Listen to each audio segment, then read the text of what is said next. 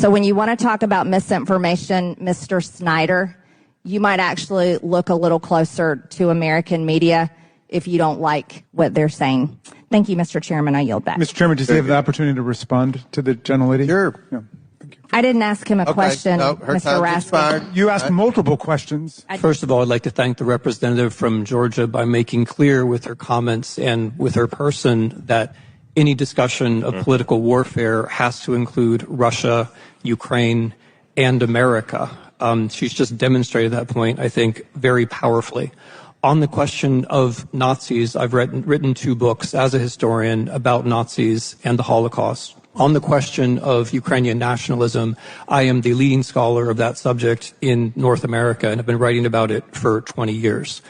If the chamber is interested in the degree of far-right participation in Ukrainian politics, you can be assured that no far-right party has ever crossed 3% in Ukrainian election. So, of course, there are bad people in every country, but by any comparative standard is a very small phenomenon.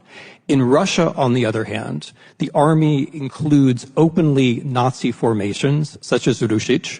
The government itself is fascist in character, and it is carrying out a war which includes deportation of children by the tens of thousands, the open intention of destroying a state, as well as mass torture. So if we're looking for fascism, and if there is anyone who is sincerely concerned about halting fascism or racism, you would wish to halt Russia.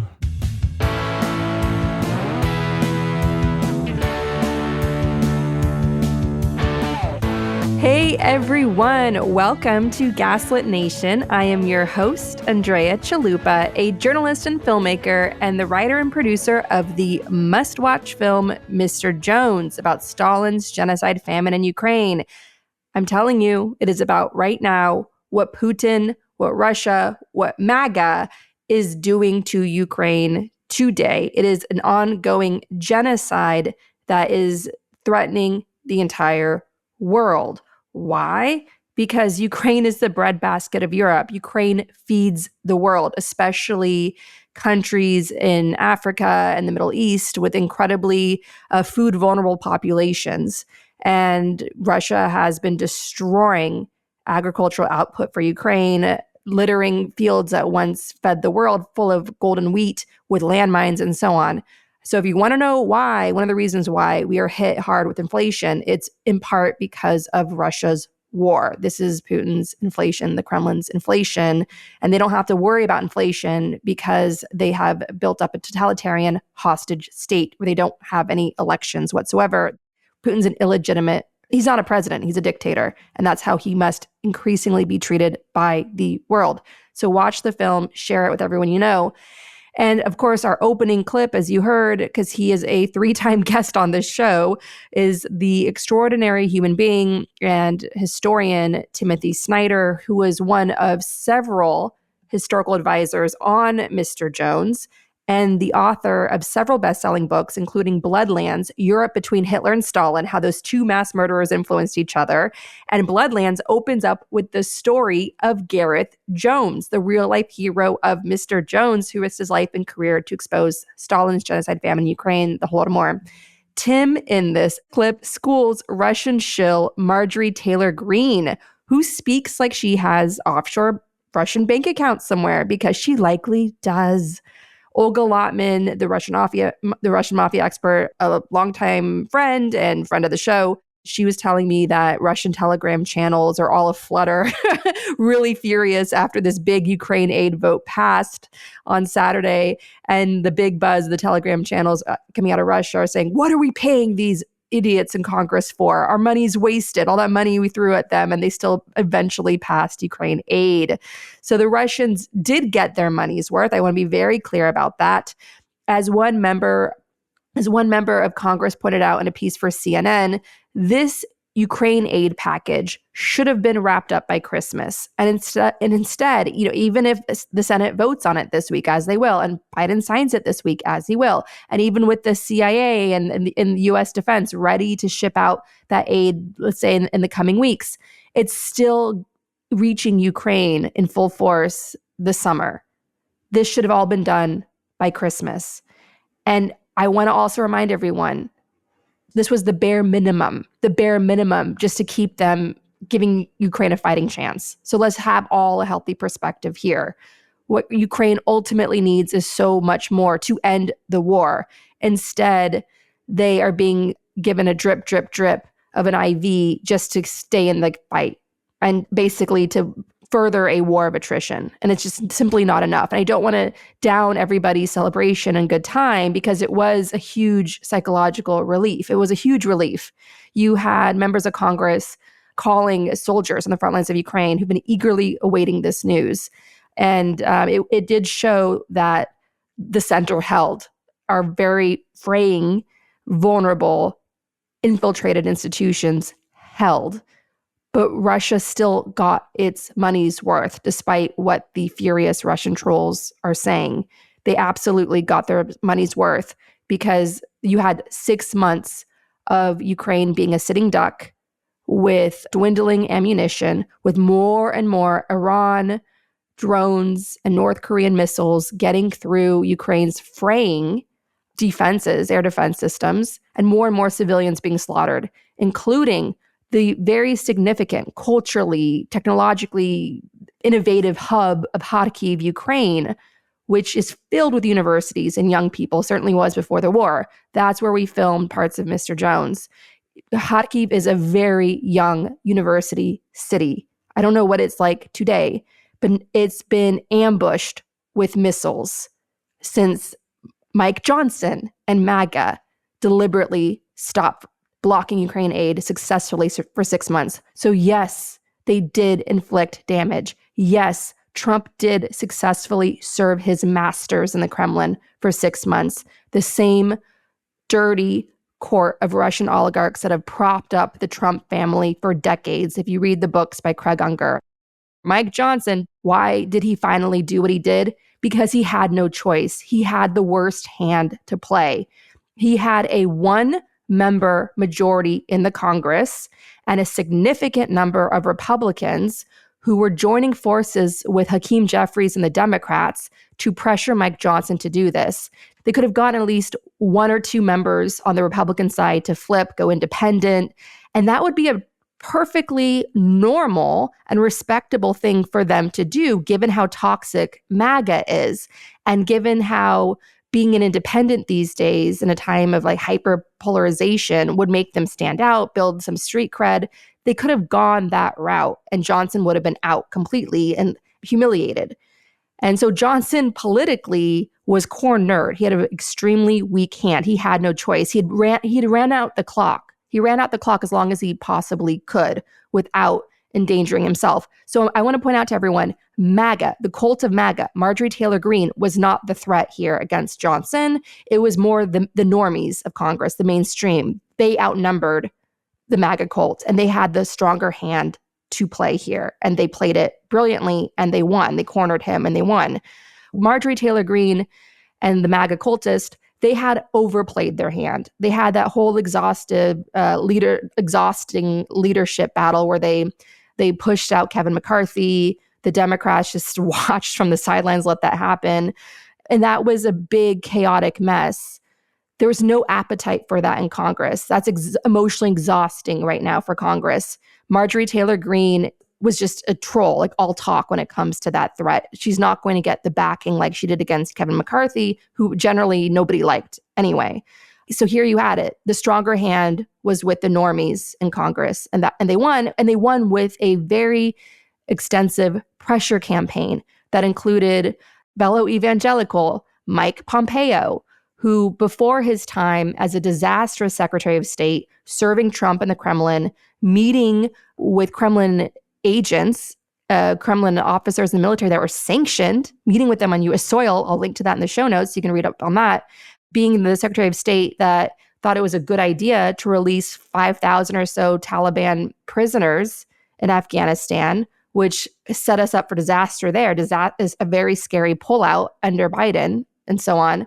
So Mike Pompeo was a huge disaster as Secretary of State. He funneled much needed resources deliberately to Christian groups on the ground in Iraq and so on. He's a proud evangelical who was able to speak that language to Mike Johnson, a fellow proud evangelical. Why did Mike Pompeo come out swinging on behalf of Ukraine aid? because before he was a MAGA idiot, his time in Congress, he was a Russian hawk. He was very outspoken in the importance of deterring Russia. So he came from that sort of Reaganite culture. So that was a heavy hitter that they used in the pressure campaign of Johnson. And on top of that, you had CIA Director Bill Burns, who sat down and said, look, here are the stakes. If we don't stop Russia and Ukraine, there's going to be an all-out war with NATO. And the big screaming subtext there is Mike Johnson has a son at the U.S. Naval Academy. And like any politician's kid, it's very clear in this tight-knit family, and we know it's a tight-knit family because they were featured on a German documentary where Mike Johnson took his daughter to some evangelical debutante ball where she promised to have sex with only one man, her future husband. Like, how weird is that, right? So we know from that documentary they're a very tight-knit family, and that Mike Johnson's son, who's now at the U.S. Naval Academy, surely, like any politician's kid, has a sight set on some prestigious political career, maybe being a congressman himself. And what's a great stepping stone towards that? Military service, right? Beau Biden did it fighting in Iraq and came back exposed to lethal chemicals that ultimately killed him. So the last thing Mike Johnson wants is for his son to actually see some action in a war. And so he had ultimately a selfish motive here where he thought about his kid amazingly. So when it finally hit his home, came down to him, he did the right thing for his own family. It finally got through to him that if we don't stop Russia in Ukraine, the war will get out of control. And soon you'll have to have U.S. soldiers drafted to finally stop Russia. We're already at the point, and you can see it in the show notes for this week's episode, that leading thinkers, longtime Russia watchers who have been right in their predictions for years, their credibility is strong. They are joining a growing chorus of voices in Europe, which includes President Macron of France, saying, we may not have NATO on the ground, NATO soldiers on the ground in Ukraine to stop Russia, but we do need to start normalizing having European soldiers on the ground, right? Countries like France sending their soldiers to Ukraine independent of NATO, exercising their own autonomy, not as a NATO member, but as a country with their own sovereignty in mind.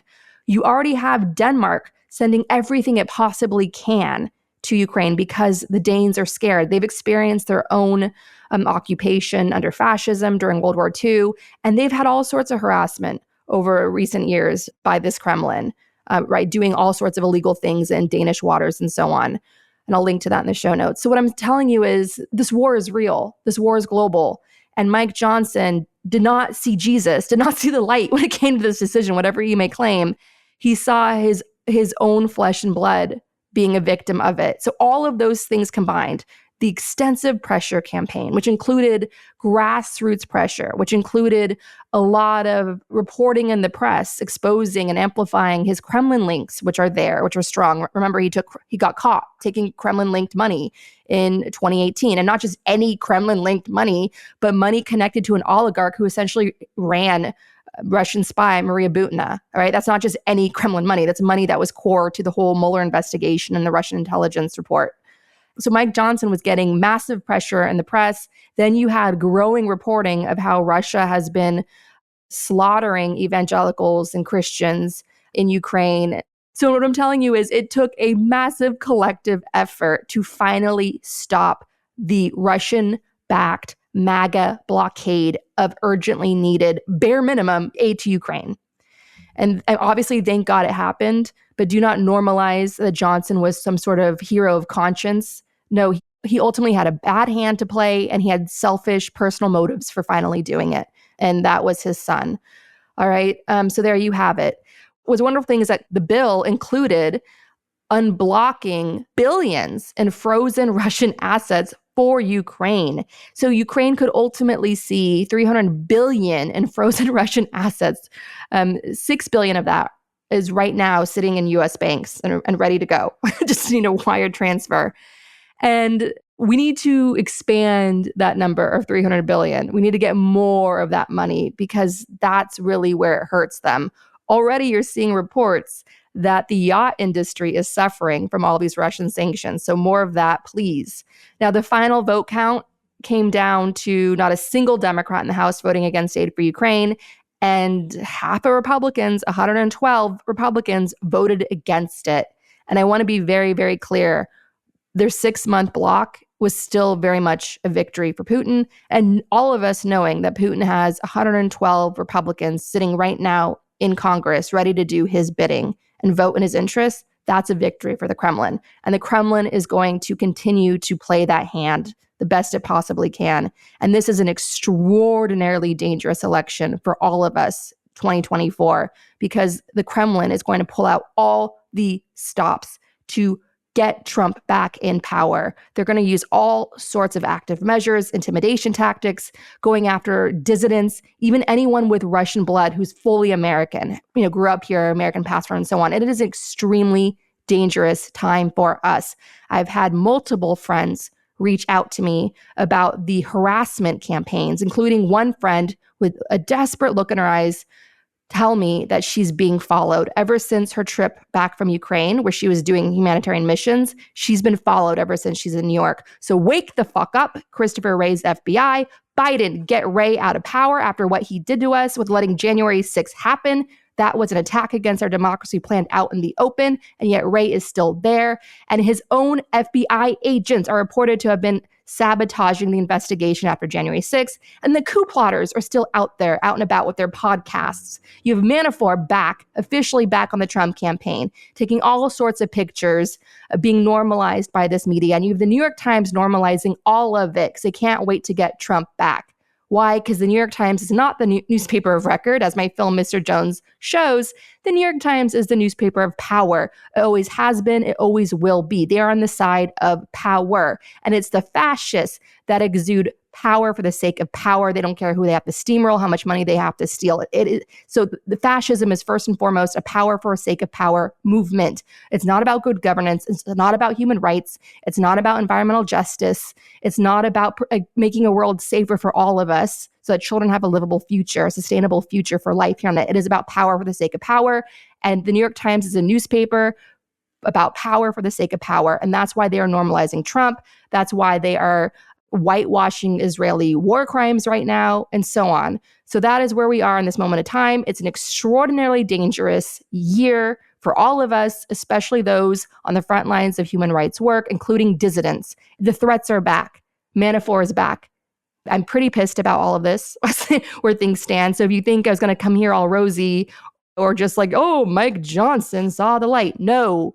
The danger has never been greater, and it pisses me off to live in such an environment. I really wish I had a podcast about something else, okay? Purely about filmmaking, purely about something fun and relaxing. But here I am ringing the alarm and calling on Biden to please clean house, to please make this world safe, especially here on American soil, safe for dissidents, safe for people that do this work that we're doing here together, fighting for our democracy.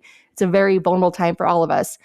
It's so important that you check out the show notes for this week's episode, where I will have recent reporting on Havana syndrome, because it sounds too extreme to be true. But the documentation, the credible reporting is all there. Many of the attacks happened on U.S. soil. And here you have the Biden administration under Secretary of State Blinken trying to cover up those crimes and downplay the fact that over 1,000 people, over 1,000 men and women working for our embassies around the world, the CIA, even the FBI here on U.S. soil, and their families were targeted by some advanced energy weapon that the Russians, we know the Russians have been developing since the Cold War. It is documented that in the 1950s through much of the 1970s, the Soviet Union blasted the U.S. Embassy in Moscow with microwaves. U.S. diplomats and other people stationed there became seriously ill. That is all documented. Again, look to the show notes for this week's episode. It's all there. Secretary of State and war criminal Henry Kissinger tried to cover it up. Advanced energy weapons are still being used on men and women today, including as recently, as far as we know, as recently as July 2023, where a senior U.S. Department of Defense official was targeted And so they've advanced some sort of energy weapon against us. And there's no meaningful response from the Americans other than to try to downplay it and cover it up, because God forbid if this should create a panic and suppress the recruitment effort and suppress current missions. Because what you want is good men and women serving their country in some of these hot spots around the world, like Kiev, Ukraine. But these people, these talented people, have to relocate with their families. Why would they accept such a dangerous mission if there's some sort of advanced weapon system that we're up against and there's no real transparent solution on how to confront this and keep our men and women safe? So again, this is a global war. This is a global war. It's a dangerous time. And the good guys need to act with greater urgency and more boldness. So no, there is no cheering for Congress for doing the bare minimum for Ukraine, which is doing the majority of the fighting, the dying for all of us in this global war. I want to turn now to Israel and Palestine because, of course, the vote on Saturday included $26 billion for Israel. $8 billion of that was going to humanitarian aid for Gaza, as long as, of course, the Israelis let it through. They have been blocking aid, allowing it to trickle in, making it harder to get to where it needs to go. And they've been causing all sorts of war crimes, mass murdering well over 30,000 civilians. I think the number is now 34,000, the majority women and children. According to the Israeli Information Center for Human Rights, Israel has deliberately caused starvation in Gaza, which of course breaks international law. What you are seeing is Israeli national policy to terrorize, mass murder, push out whatever Palestinians remain from the 1948 Nakba, the original push-out genocide by Israel against Palestinians, sending many abroad, including in neighboring Arab countries. And so what we're seeing is a new Nakba to finish the job. That is what Netanyahu and his coalition, his ruling coalition of terrorists are doing. And because the U.S. government, U.S. foreign policy under Biden is stubbornly sticking to status quo, even recently blocking a bid by the Palestinian Authority, which is not Hamas, but the Palestinian Authority that does have some authority over Palestinians in the West Bank, where they are widely terrorized by Israeli settlers, which has grown more brazen in recent years under Netanyahu. So the Palestinian Authority put forward a vote in the United Nations to try to get official recognition as a Palestinian state. The U.S. blocked the vote.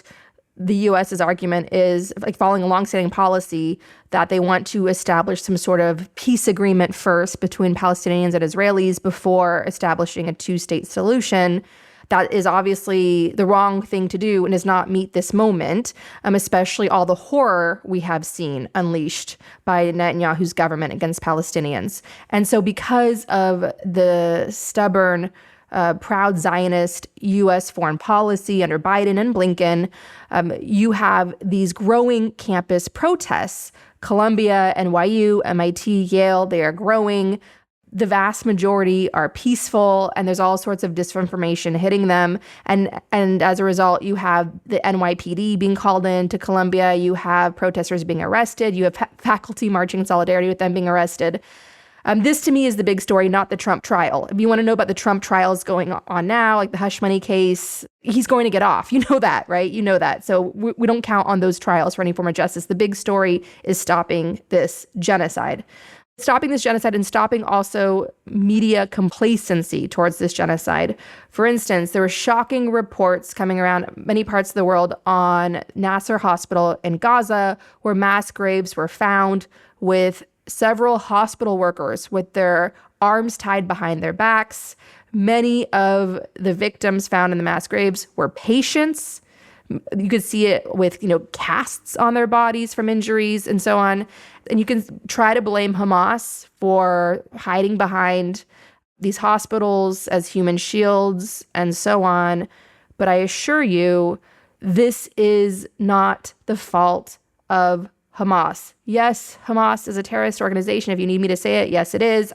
I think Hamas is Animal Farm, any pro-Palestinian liberation activist anywhere in the world who thinks that their hope lies in Hamas for a liberated Palestine, a two-state solution, you are wrong.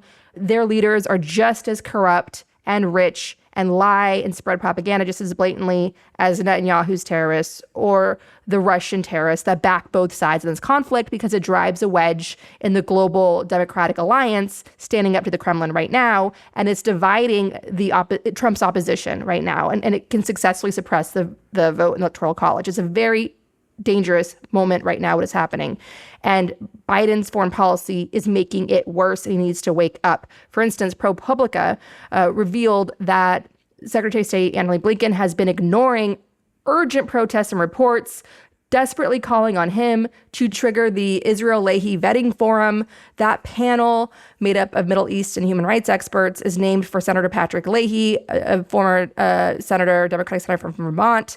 And he was the author of a 1997 laws that require the U.S. to cut off American-financed arms and training to any foreign military or law enforcement units that are credibly accused of flagrant human rights violations, according to ProPublica.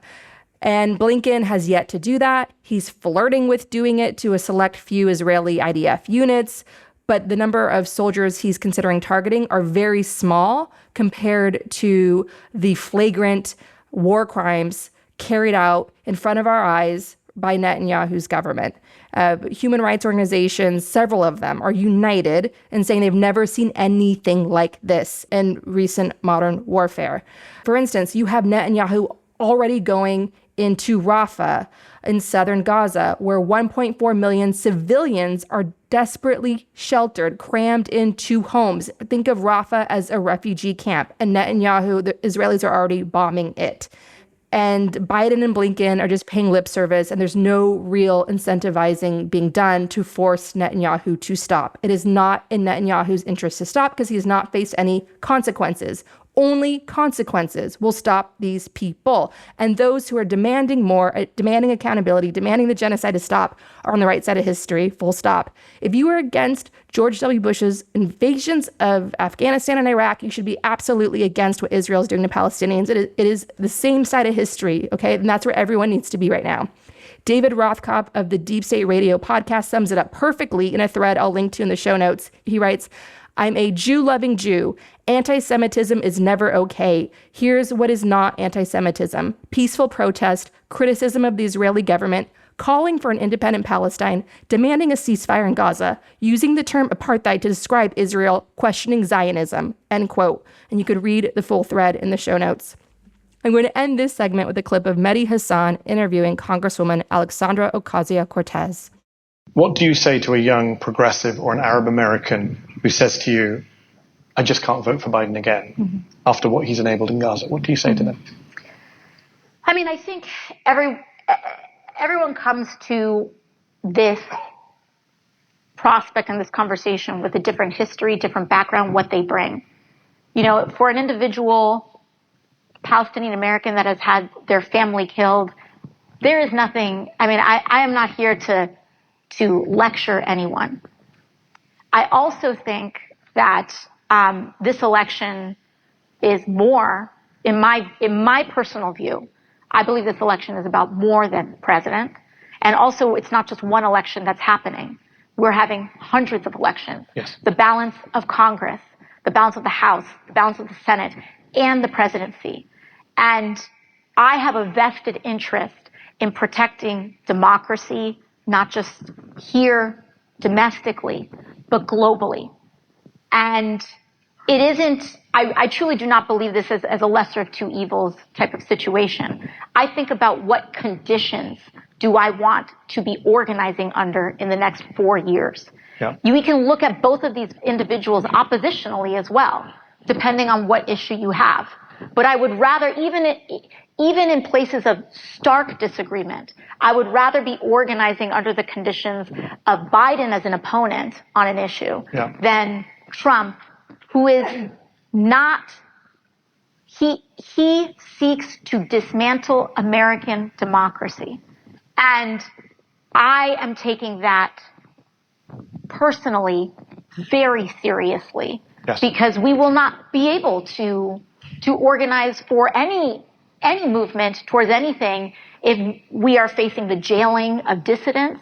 I mean, this is the kind of authoritarianism that he threatens. Fascist. And we have to take it seriously. Here to help us take it seriously is journalist Ari Berman of Mother Jones, who is out with a new must-read book on the struggle to save our democracy. It's called Minority Rule: The Right-Wing Attack on the Will of the People and the Fight to Resist It.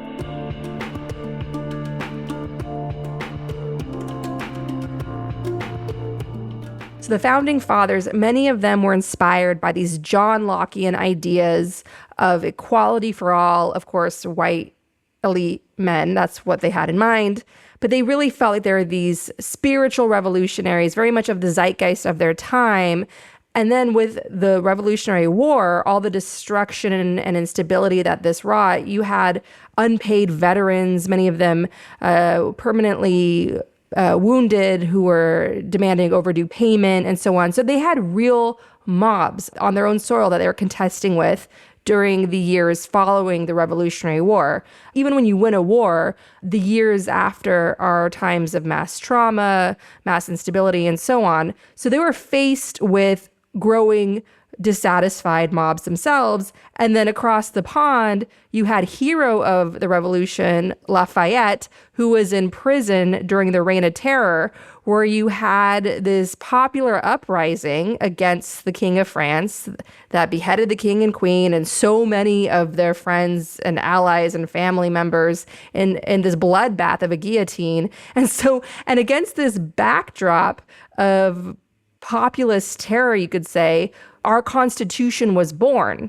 Yeah, it's interesting. I mean, obviously, you have to think about the historical context they were operating in, right? I mean, first off, they thought of democracy in many ways in terms of direct democracy. So they were concerned about assemblies, ancient Greece. They didn't want that. They wanted a representative democracy. And they wanted a representative democracy where representatives would be insulated from the public. But the fascinating thing is if you go back and look at the constitutional debates, there was a lot of debate about these institutions themselves, and there was a lot of compromises that the founders made. So it wasn't like there was unanimity on these things. They were aware in many cases that they were making compromises that a lot of them weren't crazy about. So take the Senate, for example. The idea that each state should have 2 senators, the same number of senators. That was something that a lot of the framers opposed. James Madison, who's thought of as the father of the Constitution, he was extremely opposed to this idea because he thought that it would allow a minority of states to thwart the will of a much larger majority of states, which of course is what has happened in the U.S. Senate. He signed off on it because he wanted the Constitution to be ratified, but he wasn't happy about the fact that each state had the same number of senators. Same with the presidency. There were framers that argued that the president should be directly elected by the people. Even back in 1787, that was argued. And a lot of arguments were made against it. They thought that the people would be duped, or they weren't informed enough to make a decision, or that it wouldn't give enough protection for the small states or the slave states. But that was debated at the time. The Electoral College wasn't something that the framers had planned all along. It was basically like, we don't want the president to be directly elected by the people, so let's come up with some crazy, complicated alternative instead. So there were these tensions even back in 1787 between democratic and anti-democratic forces. What we see over and over again is that the Constitution that was created was a product of these compromises. And often what happened is the compromises would favor smaller states, or it would favor slave states, or it would favor wealthy white property owners. So over and over, these privileged minorities were getting preferential treatment in ways that would hurt this much larger and more diverse majority. And I think that's what sparked and laid the groundwork for minority rule to become a reality across U.S. society and across U.S. history. Now let's fast forward to Wisconsin in recent history and how key swing states, the Electoral College, have become these laboratories for autocracy of minority rule. Yeah, so we're fast forwarding many years from the founding. It's basically the kind of same idea that this essentially powerful conservative white minority would rule a state in Wisconsin that was known for being a laboratory for progressive reform, was a place that gave birth to labor unions and the first programs for Social Security and all of these different kind of reforms. It was captured by the conservative right after the 2010 election. This didn't just happen in Wisconsin. It happened in a lot of other key swing states as well, backed up by a lot of dark money. The idea was there was a whole project within the Republican Party, both to take back these states in reaction to Barack Obama's election, and then to draw new districts that would then enshrine Republican rule for the next decade and beyond. And Wisconsin became the laboratory for this strategy. And the idea was you take away all the democratic rights, essentially, that would allow you to be ousted from office. So they went after labor unions very early on because that was the main arm of the Democratic Party and the progressive movement. They passed new restrictions on voting to make it harder for Democratic constituencies to be able to organize and cast ballots. They gerrymandered so that it would be very difficult to ever oust the Republicans who are passing these unpopular policies from office. And it was basically an example of how a state could move from majority rule to minority rule. And it was the national model because they felt like if we could do this in Wisconsin, which is this state that was known for good government politics, for democratic reform, if we can do it in Wisconsin, then we can export it all across the country. And while the Democrats control the federal government, we're going to make the states the laboratory for autocracy that we replicate in state after state after state. So reading in your book about the Koch brothers' dark money political network, the Koch brothers were heavily influenced by their father, Fred Koch, who built up the family fortune and also built up the John Birch Society, as well as helped build a Nazi oil refinery. Yeah, I mean, these Republican megadonors are the oligarchs of American society, and their influence transcends politics. As you mentioned, I always find it extremely unnerving when I take my daughters to the Natural History Museum and I see the, Fred Koch or whatever wing of Charles David Koch wing of dinosaurs. And I'm just thinking, this doesn't seem like the kind of thing that you should have named after someone who's spent their entire career undermining basic rights and science as well. But you're right. I mean, first off, the Koch brothers, their father, Fred Koch, was very active in the John Birch Society.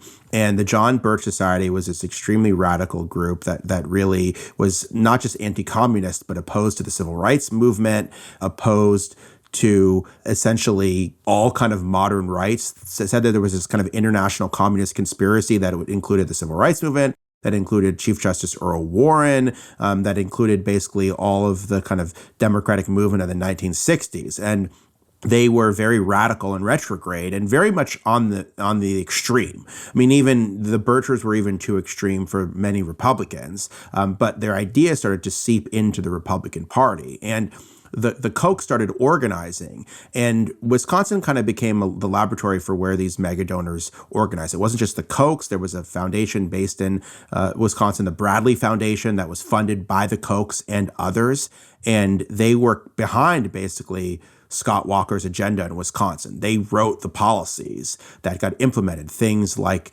going after unions and repealing collective bargaining rights for teachers and municipal workers. I mean, that was an idea that came out of the Bradley Foundation and all of the think tanks they funded. I was stunned to see when you look at just how many conservative organizations were propped up by these foundations, these conservative foundations. So there was a lot of money behind the strategy, and it was a well thought out strategy. It was a strategy that predated Scott Walker. It's a strategy that predated Donald Trump. I mean, they basically, since the 1960s, when conservatives lost the battle over civil rights, when they lost the battle largely over the cultural norms of America, and the country became a lot more democratic, a lot more multiracial, and formerly disenfranchised communities were able to win new rights, that then led to this backlash that the Kochs and others started organizing to try to take back the country from all of these other forces. Do you think it's possible that America becomes a dictatorship? God, I don't know if it becomes a flat out dictatorship, but in a liberal democracy, like the kind we have in Hungary, where basically we have democratic institutions, but they're actually not democratic. They're controlled by this radical right-wing faction that has rigged every facet of democracy so that only they can win and hold power. I think that's very plausible because I think that, first off, there's these built-in biases in our system already. The Electoral College is set up in a way that it favors Republicans more than Democrats because it gives more power to more conservative and wider areas than more diverse and progressive areas. Same with the U.S. Senate, based on the fact that every state gets 2 senators. So that means that Wyoming has 67 times the representation of a place like California. So small, rural, wider, more conservative states, the places that favor Trump are dramatically overrepresented in the Senate. Then you have the Supreme Court. That's a product of these 2 institutions. So then you have an undemocratic way of electing the president, an undemocratic way of electing Congress. That leads to an undemocratic Supreme Court. So I would say these institutions are already rigged in the GOP's favor. The question is, do you have a strong man who comes in and starts getting rid of the remaining checks and balances that exist in the system? That's what Donald Trump wanted to do at the end of his term in 2020, and he was unsuccessful. He was unsuccessful either because there were built-in checks and balances, or he didn't do it through the normal processes, or he wasn't smart enough in terms of how he thought about doing this. The question is, if Trump returns to power in 2024, could he do it? And will that basically be, I think that's basically going to be his overriding priority for a second term, is how to create a quote unquote democracy like we have in Hungary. That's not really a democracy at all. And would there be institutions that would fight back against it? I think people think there would be, but you take a closer look at those institutions and what would those institutions be? Would it be the Supreme Court with a 6-3 conservative majority? Would it be a Senate that's controlled by the GOP? Would it be a House that has a Republican majority? I mean, I don't think if that happens, if there's a trifecta in Washington, I don't know that we can count on any of those institutions to act as a real check on Trump. No, without question. And what concerns me is that going into this election where the incumbent is naturally always favored, I worry that there's going to be enough votes for the Republicans in the Senate and the House that we end up with a Republican trifecta because enough people assume Biden's just going to win. So they vote for the Republican for Congress. Yeah, I mean, hopefully people are freaked out enough by the polls showing Biden losing to Trump that they don't do that. But you just look at the situation with the Senate right now. I mean, all that Republicans need to do is flip 2 states that are very conservative, West Virginia, and then a little bit less conservative, but still conservative in Montana. And then they're able to get a majority of Senate seats despite representing just 42% of the population, which I think is incredible. This idea that over and over and over, you have Republican majorities in the Senate representing a minority of Americans. But that would be the situation if Republicans win those 2 seats. So, I mean, that's why they're favored to win the Senate. Then you have the House. The House can be swung by partisan gerrymandering. And Republicans have gerrymandered more aggressively than Democrats have. Doesn't mean that Democrats can't take back the House, but it just means that Republicans have more of a built-in advantage going in because they've gerrymandered more aggressively in more places. So, I mean, I think there's a very real possibility that there could be a Republican trifecta. And I think if that's the case, Trump is going to act much more aggressively than he did in his first term. I think you've seen, we talked about some of these conservative groups earlier, but the whole conservative ecosystem has basically a plan for autocracy in a second term that didn't really exist in the first term. You have the Heritage Foundation. You have all of the different Leonard Leo of the Federalist Society. You have all these conservative groups basically saying, we're going to complement Trump's agenda. We're going to put in a plan to purge the federal government of longtime workers. We're going to create a plan for new voter suppression laws. We're going to create a plan for a national abortion law, despite Trump saying it should be left to the states. We're going to create a plan to weaponize the judiciary. We're going to create a plan to go after demonstrators and invoke the Insurrection Act. I mean, like, they're talking openly about it. So it's not just Trump, it's that the whole conservative movement has radicalized against democracy as well. And I think that's the scary thing about what a Trump second term will mean. I think it's going to be a lot more radical and frightening than even the first term would be. And I think a lot of people have also forgotten just how frightening the first term was as well. Why does it seem like the average American isn't aware of how dangerously close we are to losing our democracy? I think because they feel like it didn't happen in 2020, that our institutions held, that the election wasn't overturned, and therefore if Trump tried to do something like that again, it just automatically wouldn't be successful. But I think that ignores the fact that, first off, the election can be influenced beforehand, so you don't need to actually overturn it. I mean, that was the whole roadmap that the Republican Party has followed after the 2020 election. Let's change the voting laws and other things so that we don't have to steal the election after the fact. We can just rig it beforehand. And that's not to dissuade people from voting, and that's not to say that your vote won't be counted, but it is to say that the laws have changed in a lot of places to make voting more difficult or to make it harder for votes to be counted. And so first off, they're trying to suppress votes on the front end, so they don't need to then steal it on the back end.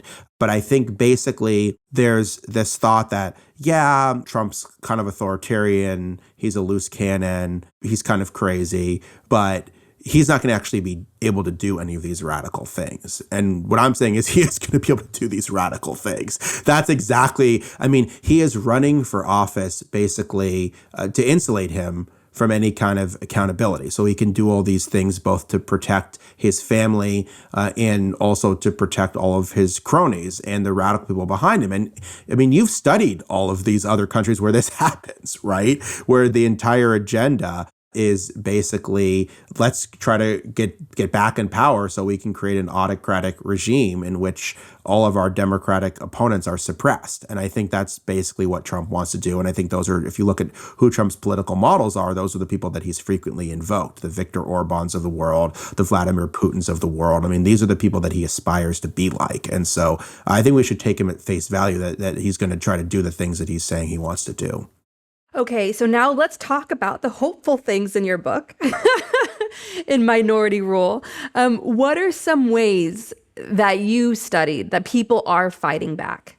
Yeah, well, so I tried to make sure that I ended it with some hopeful suggestions so people didn't read, 300 pages and, like you said, feel like they're in a Stephen King novel. But, I mean, one thing I looked at is just the fact that the efforts to undermine democracy have also led to a movement to try to protect American democracy. And I think we've seen a lot of successes, whether it was a lot of prominent election deniers losing in the 2022 election, or whether it's states passing laws to make it easier to vote or protect other democratic rights. One place I looked in the book is at Michigan, because Michigan is a state that was not unlike Wisconsin, where you had these major interests who had rigged the state politically so that it was very much under conservative white minority rule. And then beginning in the 2018 election, activists there used direct democracy, used ballot initiatives to expand voting rights, to ban partisan gerrymandering, to make it easier to vote, to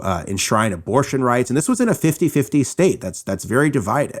But basically, the thing that's interesting is when you put things directly before the voters and you took it out of a D to R context and you actually gave people a way to reform their democracy, it was very popular. So to me, it's not that democratic rights aren't popular. It's that they're blocked by a system at the federal level that is set up to try to constrain democracy. So that's why I think looking to the states as a way to protect democracy is something that I think is really important. And so I think that in general, it's not to give up on the federal system, but it's to say there's a lot of promising things that are happening at the state level that aren't getting as much attention, but that are really, really important, both in helping those states, but also providing a national model as well. And I also think, just in terms of longer term strategy, progressives need to think of what is their 40-year path to reform? Because that's what conservatives did. That's what the Koch brothers and other people did in the 1960s. They said, how can we take back the institutions of our country? And they knew they weren't going to do it overnight. They knew it would take a long time to create this kind of Supreme Court, to create a Congress, to create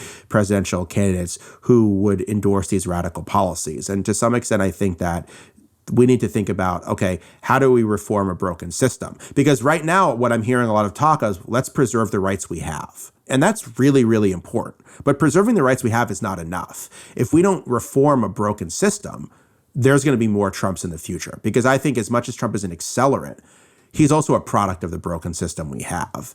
And I think that's the thing that people miss, is that Trump didn't come out of nowhere.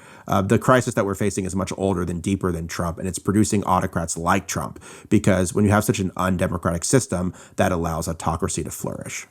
Do you want to be an amazing way to promote your book? And I'm happy to help with this. If we just took the blueprint, their 40-year blueprint, and then reverse engineered it and turned it into like a progressive 40-year blueprint. Yeah, I mean, you got to start somewhere, right? But it is amazing. I mean, there's this very famous memo by Lewis Powell, who was a member of the Chamber of Commerce and then later became a Supreme Court justice. And he writes this entire memo basically saying that we're losing, that the business community and other conservatives are losing the fight to the civil rights movement, to the women's rights movement, to the labor movement. And basically, he laid out this whole plan to try to take back all these different institutions, to try to take back academia, to try to take back the federal government, to try to take back the courts.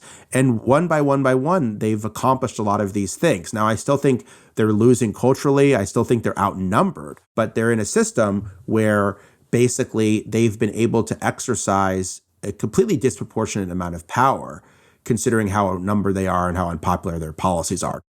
Just take the Dobbs decision. People never thought that Roe v. Wade would ever be overturned. I mean, even when Republicans very clearly stated they were going to try to do this, people were saying that it's never going to happen. The courts will never do this. Well, then it happened.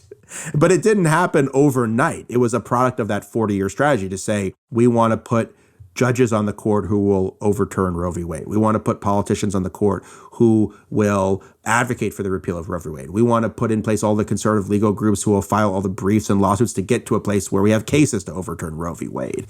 And I think it's that kind of long-term thinking that the right has been really, really smart about. And I think sometimes progressives are kind of jumping from one election to another, one political savior to another, and they're not thinking, okay, what's the roadmap for trying to get what we want?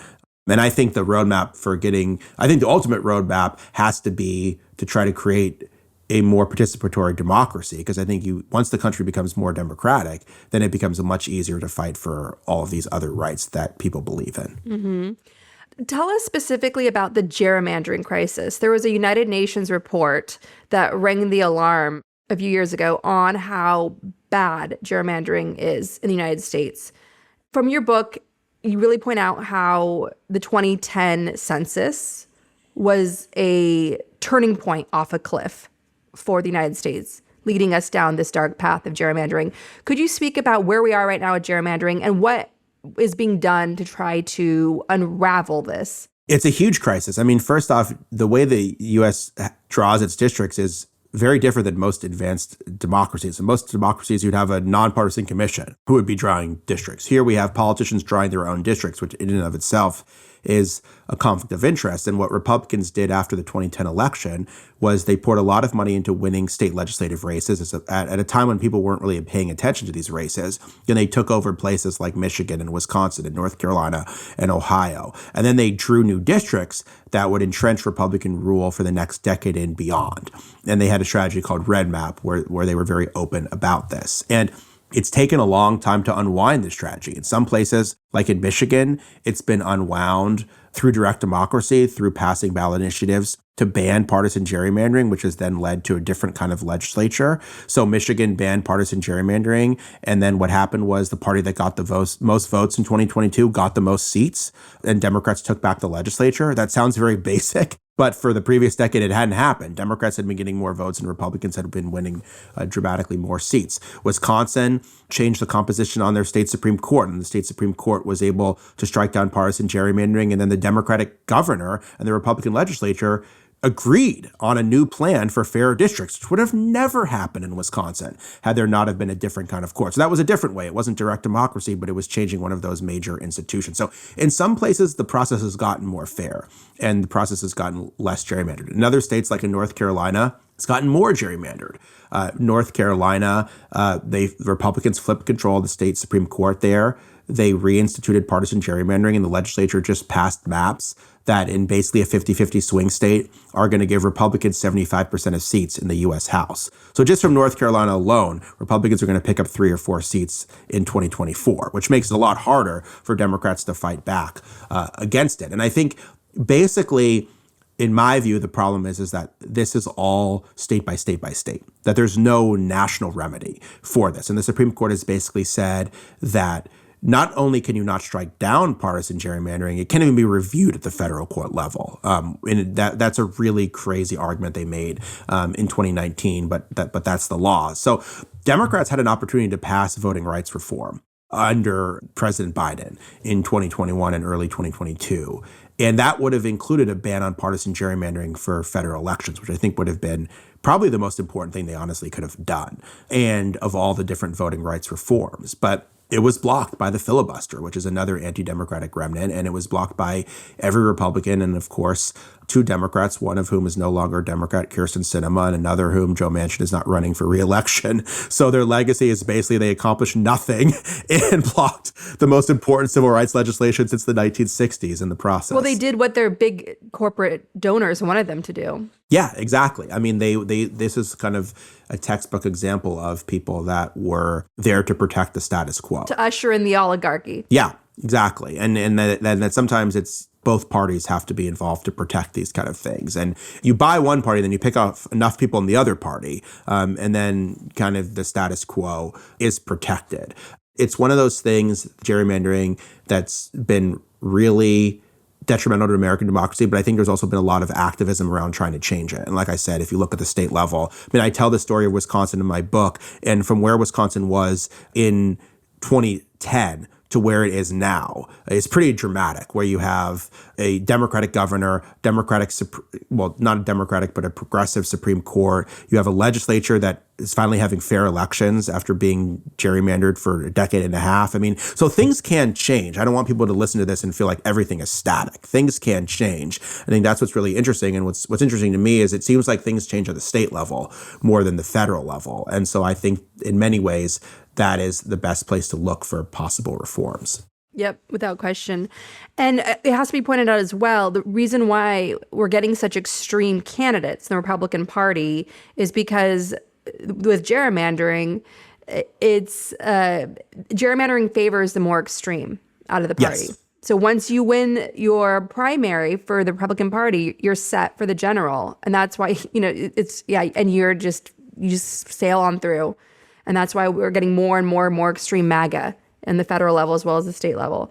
I want to ask you, what do you think of Eric Holder's initiative to try to fight gerrymandering? I've heard mixed reviews of it. I've heard that he's been too kit gloves when it comes with the Republicans, like ceding too much ground and not negotiating enough, and that it's pretty much impotent. What are your thoughts on it? Well, I mean, I think they've been effective in creating a strategy to fight back against gerrymandering. Now, I think the question is, how do you want to fight back against gerrymandering? Do you want Democrats to just gerrymander like Republicans are doing? Or do you want fairer institutions that would allow for more fair representation no matter who wins? And I think what Eric Holder's group has done is basically argue for more good government institutions, under the theory that if there's a fair process, Democrats can win under that fair process. Now, there's other Democrats that just say, no, if Republicans are gerrymandering, we should just gerrymander like they do. New York tried this in the last redistricting cycle. New York basically passed I don't think anyone would argue it wasn't a Democratic gerrymander, and it was struck down by the courts and it backfired. So, I mean, I think in that case, New York would have just been better off following a fair process, and then Democrats could have won more seats under fair elections than trying to rig the process and having it backfire. So this is a debate within Democratic circles, big D Democratic circles. My view is that we should have a fairer process, because I think if both sides are gerrymandering, it just leads to a race to the bottom. And also, when Democrats gerrymander, it leads to bad outcomes too, because then there's no competitive elections in those states. And we've seen this over and over. I mean, I've seen this in New York, where we live. I mean, there's a lot of uncompetitive elections, and there's a lot of corrupt people in power as a result of it. And elections are decided by very small margins in the primaries. And New York has primaries for one election in June and another election in August. And it almost feels like the people in power in New York, which are Democrats, are intentionally trying to keep voter participation low so they can remain in power. So again, I think we should just have a fair process. And to me, that would be the best outcome, as opposed to saying, okay, well, one party rigged the process, so now the other party should just rig the process in their favor. I don't think that's a healthy situation for democracy either.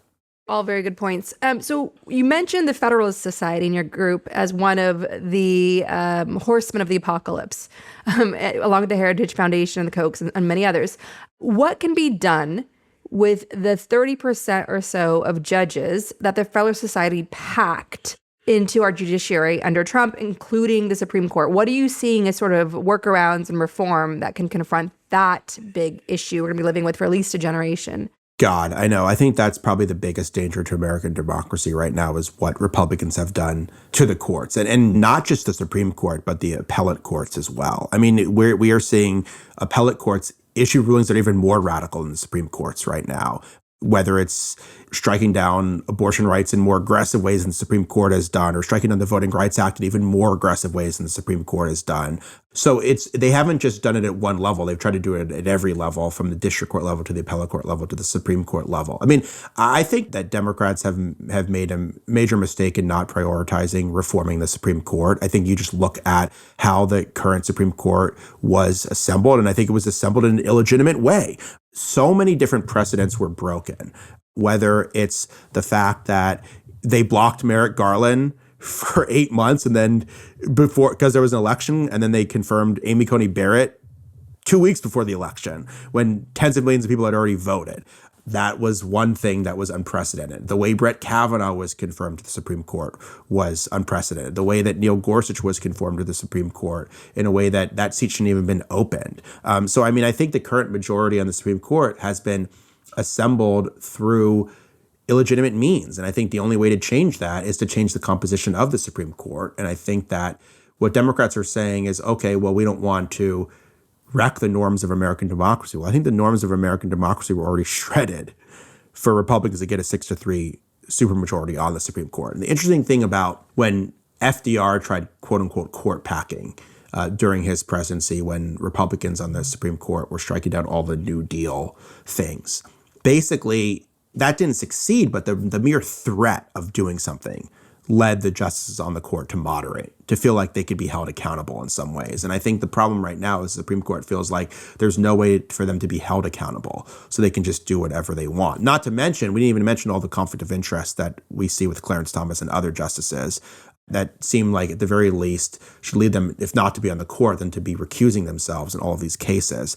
that are coming up from their political benefactors over and over and over. And they refuse to recuse. Refuse to recuse, and there's basically not even any ethics laws. I mean, it's the lack of scrutiny, the lack of accountability to lifetime justices is really pretty astounding. And many other countries have different rules. Many other state Supreme Courts have different rules.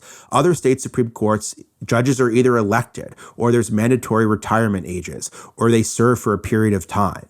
So there's lots of different ways in which we deal with state Supreme Courts that could be applied to the U.S. Supreme Court as well. If you don't want to enlarge the court for some reason or other, you could just say justices serve for 20 years, or justices have to step down when they're 80, or other things that would then make the Supreme Court an institution where one party couldn't just capture it for the foreseeable future or for generations. And instead, you have President Obama coming out against expanding the court, and the other Democrats really falling in line there. Is that being a dead issue? Yeah, I mean, and again, I think it should have been a live issue, first off, because I think just on the facts, we had an illegitimate Supreme Court. But number two, I think if they pushed it more, it would have maybe led the other justices to moderate. Exactly. To feel like some kind of accountability could be coming. Otherwise, they're just going to do as many radical things as they can, because what's to stop them? Right.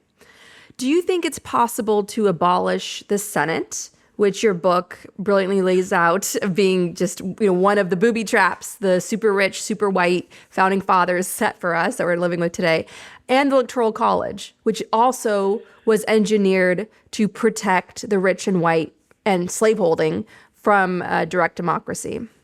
I think both of them should be changed. I think the Senate should be based on proportional representation, and I think the Electoral College should be abolished. I think it would be easier to abolish the Electoral College because nobody likes it except for a very small Republican elite that is benefiting it. But you look at the polling, 80% of Americans don't like the Electoral College. It hurts Republicans too. I mean, if you're a Republican in Texas or a Republican in Wyoming, your vote doesn't matter either in a presidential election. You might have more say in who the president is because of the way representation is allocated, but your vote doesn't matter either. So if you're a Republican in California, you don't have any power under the Electoral College either. So I think there could be an opportunity to abolish it in a way that doesn't really exist for the Senate. The problem for the Senate is that basically to change the structure of the Senate, which is that every state gets 2 seats, every state has to sign off on that. So basically any state could veto the changing composition of the Senate. And that was one of the last things that was added when the Constitutional Convention in 1787 was about to adjourn. And I think the founders didn't even think about it that much. But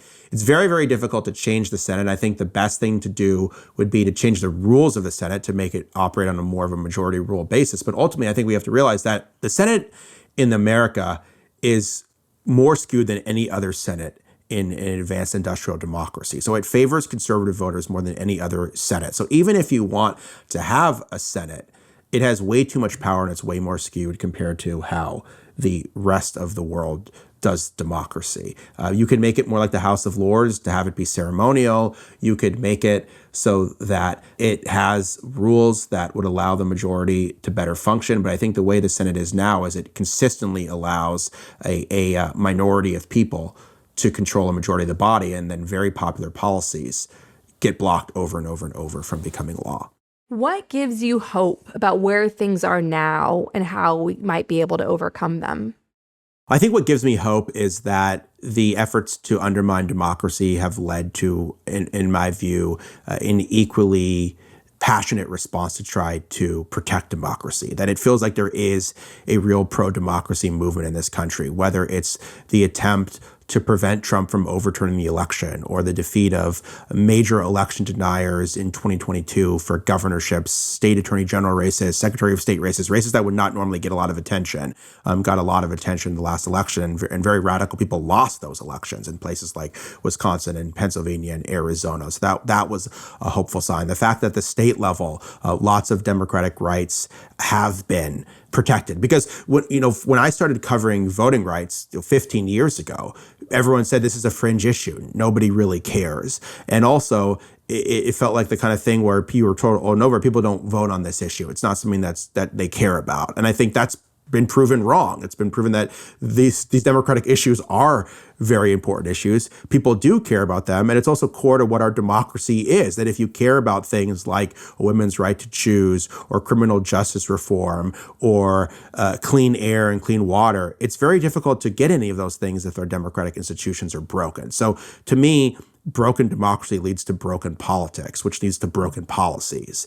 And that's why I think starting with fixing democracy is the way to fix all the other issues that people care about as well. But to make sure that we're always linking those things, that people understand that if democracy is rigged, all the other aspects of American democracy are going to be rigged as well. This election is here and it's happening, and it's bigger than Biden. We have the chance to hack away at corruption at the root by building our power at the all-important state level, where crucial quality of life issues, from voting rights to environmental protections to LGBTQ+ rights and more, are decided. Karl Rove ran the same strategy for the GOP during the Obama years, laying the groundwork for Trump to come to power in 2016. Now we're reversing this dangerous trend, securing key victories in swing states to protect our elections and advance progressive laws in states like Michigan and Wisconsin. Yes, even Wisconsin. Another world is possible when we unite and build together. Here's how. Join me, Andrea, at State Fair, a giving circle that collects small dollar donations among friends and family to build big power in key states. If 1,000 Gaslit Nation listeners set up a $5 recurring monthly donation, that's $5,000 we're sending to turn so-called red states purple and so-called purple states blue. Some of the races we've supported won by only a few votes. And we flipped the House in Pennsylvania, flipped the entire House, all right? Elected like 12 new people, massive. And they have a crazy, extra crazy Republican Party in Pennsylvania. And that's what we did together through States Project. Thank you. Your $5 monthly donation will make a huge difference.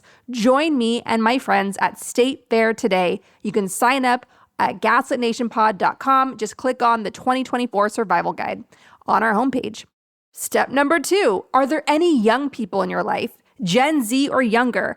Give them the gift of the excellent book, Run for Something, a real talk guide to fixing the system yourself. It helps people of all ages run for office. So if you're thinking of running for office, be sure to read this inspiring and practical guide. Both the book and the organization, Run for Something, Encourage, recruit, and train young people to run for office and flex their power. Inspire a young person and anyone you love and trust with empathy in their hearts and science in their minds to run for office today. Number 3, help the helpers. State Bridges is a sister district action network program in which volunteers from across the country fundraise for organizations doing year-round power building in key battleground states like Arizona, Pennsylvania, Michigan, and Wisconsin. State Bridges supports organizations engaging communities underrepresented at the polls, like mothers of color, rural voters, and Latinx voters. Sign up to attend a virtual fundraiser and donate to help the helpers at State Bridges. Number 4, write letters to voters in swing districts with Vote Forward. Check out any of their easy letter writing campaigns that have already started and write letters as you listen to Gaslit Nation. We'll be keeping you company. Most importantly, number 5, check your own voter registration now at election protection site vote.org. Make sure you're registered and check in with your family and friends to confirm their voter registration too. Commit to helping 5 people in your life make a plan to vote and bring them along to a Gaslit Nation phone bank this fall, because the only ones coming to save us is us. Grassroots power is the most reliable power we have left.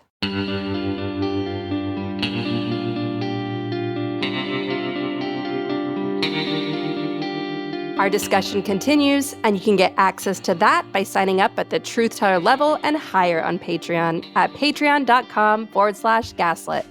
Support the essential work of the World Central Kitchen, whose aid workers were killed in Gaza trying to feed Palestinians trapped there in the famine genocide deliberately engineered by Israel's government. Give what you can to donate.wck.org. That's donate.wck.org.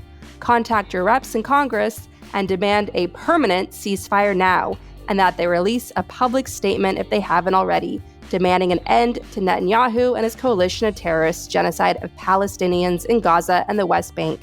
To get Ukraine urgently needed humanitarian aid, join me in donating to Razom for Ukraine at razomforukraine.org. To help civilians and refugees in conflict zones, donate to Doctors Without Borders at doctorswithoutborders.org. And if you want to help critically endangered orangutans already under pressure from the palm oil industry, donate to the Orangutan Project at theorangutanproject.org. Gaslit Nation is produced by Andrea Chalupa. Our production manager is Nicholas Torres, and our associate producer is Carlin Daigle. Our episodes are edited by Nicholas Torres, and our Patreon-exclusive content is edited by Carlin Daigle. If you like what we do, leave us a review on iTunes. It helps us reach more listeners. And check out our Patreon. It keeps us going. Original music in Gaslit Nation is produced by David Whitehead, Martin Vissenberg, Nick Farr, Damian Arriaga, and Carlin Daigle. Our logo design was donated to us by Hamish Smythe of the New York-based firm Order. Thank you so much, Hamish.